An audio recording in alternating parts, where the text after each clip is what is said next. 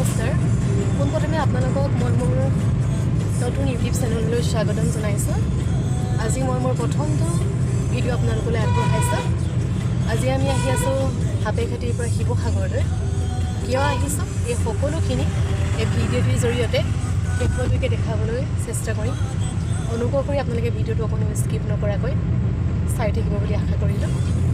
গোৱাৰ পৰিৱেশ ৰাস্তাত অকণমান ভিৰৰ যথেষ্ট কম এটি সুন্দৰ সতেজ পৰিৱেশ এতিয়া আমি আহি শিমলুগুৰি পাইছোঁহি এয়া আমি আহি এতিয়া শিৱসাগৰ পালোঁহি ৰাতিপুৱাৰ সময় যিহেতু দোকানবিলাক খোলা আৰম্ভ হৈছে আৰু এতিয়া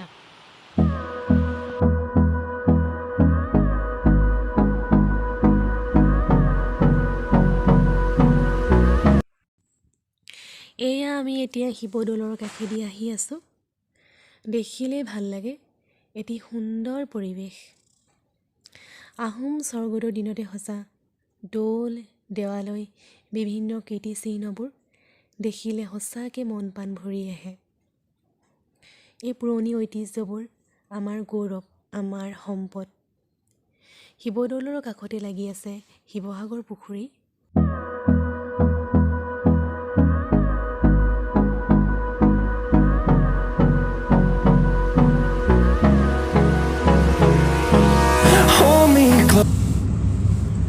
টাইম মিউজিয়াম শিৱসাগৰ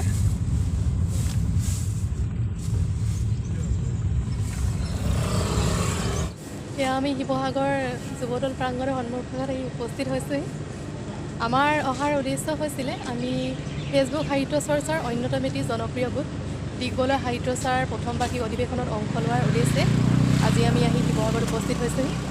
এয়া দিগবলৰ সাহিত্য চৰ্চাৰ সন্মানীয় সভানেত্ৰী শ্ৰদ্ধা ৰাণু ফুকন বাইদেউ আৰু এয়া আমাৰ লগত আহিছে এয়া মোৰ ভাইটি সুমন কওঁতে হাঁহি উঠিছিলে ৰাণু ফুকন বাইদেউ মোৰ মাহী হয়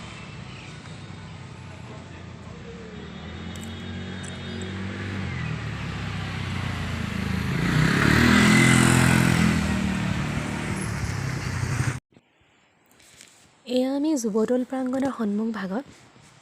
এতিয়া সময় পুৱা 8:30 বাজিছে এতিয়া মই আপোনালোকক অধিৱেশনৰ ভিতৰৰ কিছু দৃশ্যাংশ দেখুৱাবলৈ বিচাৰিছোঁ বলকচোন আমি আগবাঢ়ি যাওঁ সভাৰ প্ৰাৰম্ভিক কাম কাজসমূহ চলি আছে ইতিমধ্যে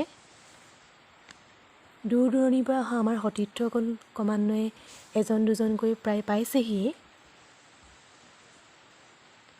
কিছু সময়ৰ পাছতে দিগবলৰ সাহিত্য চৰ্চাৰ মুখ্য প্ৰশাসকৰ দ্বাৰা পতাকা উত্তোলন কাৰ্যসূচী কৰা হ'ব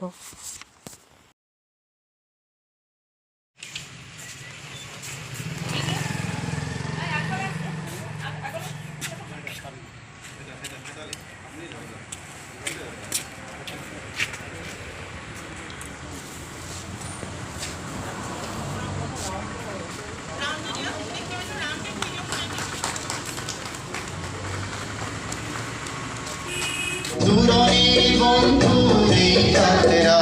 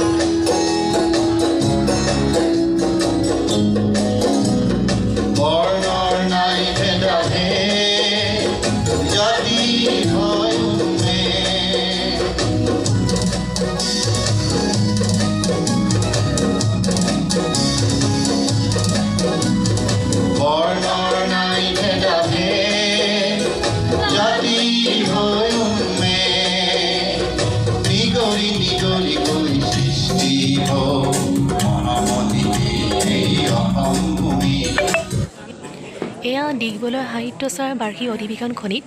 শ্ৰদ্ধাৰ ৰাণুপকন বাইদেউক সভাপতিত্ব কৰিবলৈ আগবঢ়াই নিয়াৰ মুহূৰ্তটি বিশিষ্ট ব্যক্তিসকলৰ দ্বাৰা ডিগবলৰ স্মৃতিগ্ৰন্থ উন্মোচনৰ কিছু দৃশ্যাংশ। প্ৰণাম জনাইছোঁ আৰু মুখ্য প্ৰশাসকৰ বক্তৃতাৰ কিছু অংশ আপোনালোকলৈ আগবঢ়ালোঁ। প্ৰশাসকৰ দুআষাৰ এই অনুষ্ঠানটিৰ দুআষাৰ মান ক'বলৈ আগবাঢ়িছোঁ। আজিৰ পৰা এটা বছৰৰ আগতে মই নীলাঞ্জনা সখী মোৰ বান্ধৱী তেখেতক মই কৈছিলোঁ যে মই এটা গোট খোলোঁ, সাহিত্য চৰ্চাৰ গোট খোলোঁ। নীলাঞ্জনা সখীয়ে মোক কৈছিল ইমানবোৰ গোট থাকোঁতে কিয় আকৌ এটা গোট খুলিব লাগে। তথাপি মই সখীক বুজাইছিলোঁ যে মই শুদ্ধ ৰূপৰ সাহিত্যিক গোট এটা বিচাৰোঁ, য'ত অকল শুদ্ধ ৰূপ চলিব, মিছা প্ৰলোভনেৰে ভাল লাগিছে বুলি কৈ আমি কাৰোবাক তোষামোদ কৰি ওপৰলৈ আগবঢ়াই নিনিম, যাৰ শুদ্ধ চিন্তা চৰ্চা আৰু উন্নত মানদণ্ডৰে আমি দিগবলৰ পিনে ধাবিত হ'ব পাৰোঁ। এই চিন্তাৰে মই এটা গোট খোলাৰ কথা ভাবিছিলোঁ আৰু সেই অনুপাতে পিছলৈ ক্ৰমশঃ নীলাঞ্জন সখীয়ে মোক সহযোগ কৰিলে আৰু বিভিন্নজন সতীৰ্থ মোৰ কাষ চাপি আহিলে। দীপক শৰ্মা সখা সভাত উপস্থিত থকা বিশিষ্ট ব্যক্তিসকলৰ লগতে গড়গাঁও মহাবিদ্যালয়ৰ অধ্যক্ষ ডক্টৰ সব্যসাচী মহন্ত ছাৰৰ বক্তৃতাৰ কিছু দৃশ্যাংশ আপোনালোকৰ প্ৰতিগৰাকী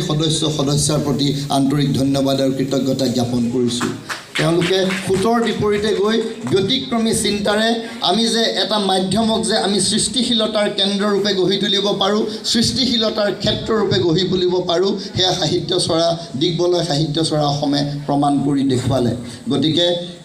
সকলো বস্তুৰে দুটা দিশ থাকে, তেওঁলোকে ভাল দিশটোক তেওঁলোকে উত্তম পৰ্যায়লৈ লৈ যাবলৈ সক্ষম হৈছে। এয়া পাহতে মই ডিগবলয় সাহিত্য চৰা অসমৰ প্ৰতিগৰাকী লেখক লেখিকা প্ৰতিগৰাকী সদস্যৰ প্ৰতি আন্তৰিক অভিনন্দন আৰু কৃতজ্ঞতা জনাইছোঁ। আৰু মই আশা কৰিম অনাগত দিনবিলাকতো আপোনালোকৰ এই প্ৰচেষ্টা, এই প্ৰয়াসৰ অবিৰত ধাৰা অব্যাহত থাকিব। তাৰ সমান্তৰালভাৱে আৰু এটা কথা আমি সততেই আক্ষেপ কৰি থাকোঁ যে গ্ৰন্থৰ ভৱিষ্যত, বিশেষকৈ আমাৰ ইলেক্ট্ৰনিক মাধ্যমৰ যি আগ্ৰাসী ভূমিকাই কৈছোঁ, আকৌ যি বহুল প্ৰচাৰ বা সম্প্ৰসাৰণ ঘটিছে, তাত আমাৰ গ্ৰন্থৰ চাহিদা বা গ্ৰন্থৰ আদৰ কমি আহিছে নেকি। আকৌ আন এটাও মাজে মাজে আমি আক্ষেপ কৰোঁ যে আমাৰ অসমীয়া সাহিত্য চৰ্চা আৰু অসমীয়া সাহিত্যৰ ক্ষেত্ৰখনত আমাৰ পঢ়ুৱৈ সংখ্যা কমিছে নেকি। এই সন্দৰ্ভত আমি যেনেদৰে মাজে সময়ে প্ৰশ্ন উত্থাপন কৰিছোঁ, মাজে সময়ে আমি এই ক্ষেত্ৰত আক্ষেপো প্ৰকাশ কৰিছোঁ। কিন্তু আজিৰ দিনটোৱে এই যি আমাৰ এই আশংকা যে তেনেই অমূলক, এই কথা বাস্তৱিক অৰ্থত প্ৰমাণ কৰি দেখুৱালে। এনেদৰে একেটা দিনতে মাত্ৰ এটা বছৰৰ কৃচ্ছ সাধনাৰ ফলশ্ৰুতিত 17খনকৈ গ্ৰন্থ, এখন স্মাৰক গ্ৰন্থ প্ৰকাশেৰে এই কথা আমাক আশাবাদী কৰি তুলিছে, আমাক প্ৰত্যয় ভৰা এক আমাক বাৰ্তা প্ৰেৰণ কৰিব পাৰিছে ডিগবলয় সাহিত্য চৰা অসমে, যে অসমত অসমীয়া সাহিত্য চৰ্চা, অসমীয়াৰ সাহিত্য চৰ্চা আৰু অসমত সাহিত্য চৰ্চা, এই তিনিওটা ক্ষেত্ৰতেই ডিগবলয় সাহিত্য চৰা অসমে এক নতুন ব্যতিক্ৰমী ধাৰাৰ সূচনা কৰিলে, নতুন ইতিহাস ৰচনা কৰিলে। তেওঁলোক নিঃসন্দেহে ধন্যবাদ আৰু কৃতজ্ঞতাৰ পাত্ৰ। প্ৰদান কৰা বিভিন্ন বঁটাসমূহৰ লগতে বিভিন্ন লেখক লেখিকাসকলক প্ৰদান কৰা বঁটাৰ কিছু দৃশ্য আপোনালোকক দেখুৱালোঁ। সঁচাকৈ অসমৰ বিভিন্ন প্ৰান্তৰ পৰা সতীৰ্থসকলক লগ পাই আজি বহুত ভাল লাগিলে। এইখিনি সুন্দৰ মুহূৰ্তৰ সান্নিধ্যই সকলোৰে মন প্ৰাণ ভৰাই তুলিলে। তাৰোপৰি আমাৰ শ্ৰদ্ধাৰ সতীৰ্থ প্ৰাঞ্জল গোহাঁইদেৱ আৰু নীলাঞ্জনা পাচনি বাইদেউৰ কণ্ঠৰ এটি সুন্দৰ কবিতাৰ আবৃত্তি আপোনালোকলৈ বুলি আগবঢ়ালোঁ।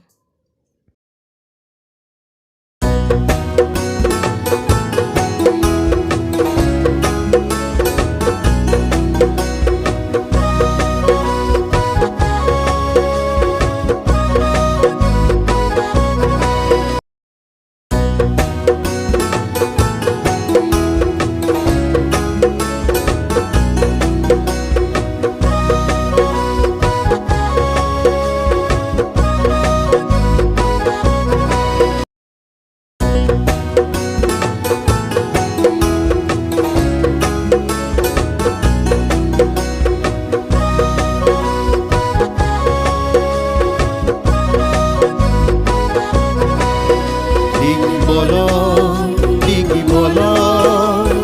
জ্ঞানৰ আলয় ডিগিবলৈ জ্ঞানৰ আলয় ডিগিবলৈ দূৰণিৰ বন্ধুৰ এই যাত্ৰা কৃষ্টিৰ গুণগুটি বুটলিবলৈ দূৰণিৰ বন্ধুৰ এই যাত্ৰা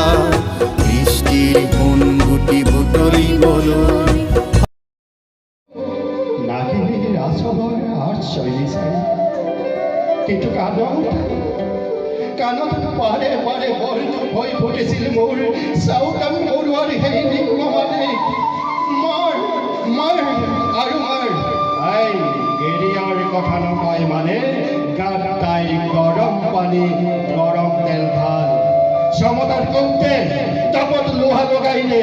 কুটকুৰা কাইটৰ খোজত তাইৰ টিপ চাকি চাওক নমাই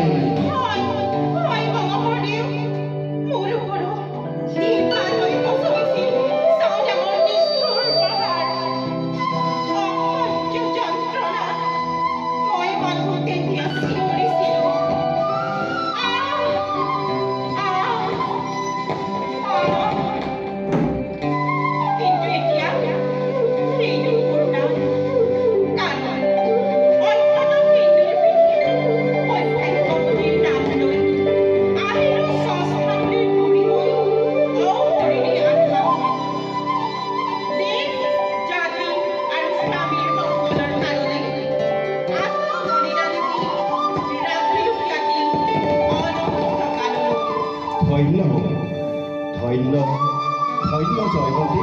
অসমৰ সতী মহাৱতী তুমি